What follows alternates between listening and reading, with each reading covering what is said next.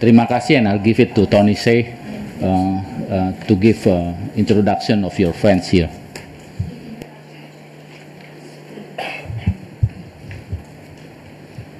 Thank you very much, Fritz. First, I'd like to thank Anti Arif and his colleagues for organizing this here today. As Fritz said, this is actually part of a broader set of activities that we hope to be engaged in Indonesia, and we hope that it can form a long-term relationship. We have some colleagues at Harvard who have worked extensively in Indonesia previously, and then other colleagues like Professor Howitt and myself who have not worked here before. But as Fritz said, the Harvard Kennedy School is a public policy school, so we're not involved in the technical side of understanding earthquakes or tsunamis or other areas, but what we look at is institutional organization, the formation of policy and the basis for making sound public policy, and more generally socio-economic development. And in terms of our work in Indonesia, we've been very grateful to Raja Wali Foundation for their help and support, and we hope that will lead to, first, more students from Indonesia coming to study at the Kennedy School. As Fritz said, more fellows coming to work with our faculty. But also we want to be able to send more students here to understand better situation in Indonesia and develop collaborative research projects. And then the last part is really what brings us here today, in that we've been asked to think about developing training programs with people from Indonesia. And this is very much a first exploratory step for us. And really, this morning was extremely useful to us because we first obviously need to learn about the system here, about the different institutions that are involved before we could ever even conceive of beginning to offer some advice. So we hope that this is the first step on developing a long-term relationship and a program that we want to work with Indonesian colleagues on around the issue of crisis management and crisis leadership, which will be the first of the executive programs that we hope to launch here. Last night, as Fritz said, we were at the DPD, and I gave a talk there which I didn't think would be relevant to this morning or today. But what I talked about was a number of things, including that I thought one of the fundamental responsibilities of government is risk management and the reallocation of risk across society. Really, in many ways, government can be seen as the ultimate risk manager, taking on those risks that neither the economy nor civil society can actually undertake.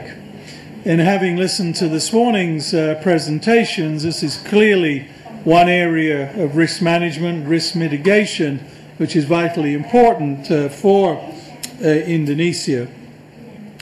And what I heard was a lot of data, a lot of information, but of course the most important step following on from that is how do you begin to pull that data together, one, to form organizational response to when a crisis has happened, but also, even more importantly, as a number of our colleagues began to talk about this morning, in terms of preparedness for crises.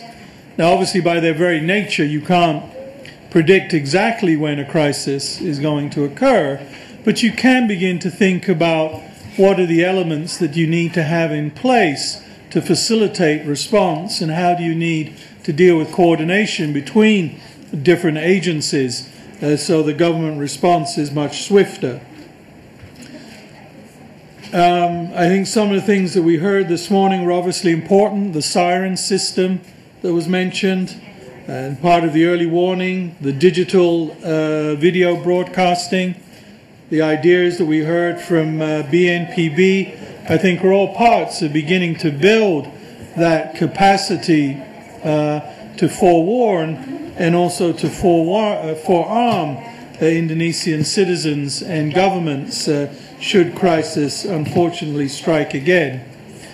Last summer, as a part of a different project we were doing, which was more of a strategic assessment of the economy and political development in Indonesia, I visited Aceh for a few days and was extremely impressed by the work of reconstruction which had taken place there. Not just the physical infrastructure being put back, but the thinking now about how to deal with any potential future crises. For example, I noticed that near a number of areas of the sea, there are now very clearly marked runways where citizens know the paths to follow to get to higher ground. And there's a much more integrated and effective system than I guess there was before, from which Aceh has learned quite clearly. But the main purpose for us today, as I said, was really to learn more about the Indonesian system. And what we thought we would do, introduce Professor Arnold Howitt, who is with us at the Kennedy School. And Professor Howitt is a specialist in a number of areas, state, local government, organizational change.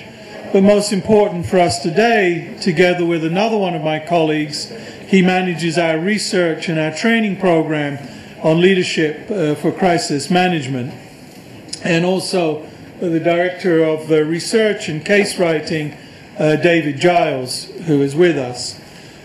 So I'm going to shut up pretty quickly, as they're the experts on this area.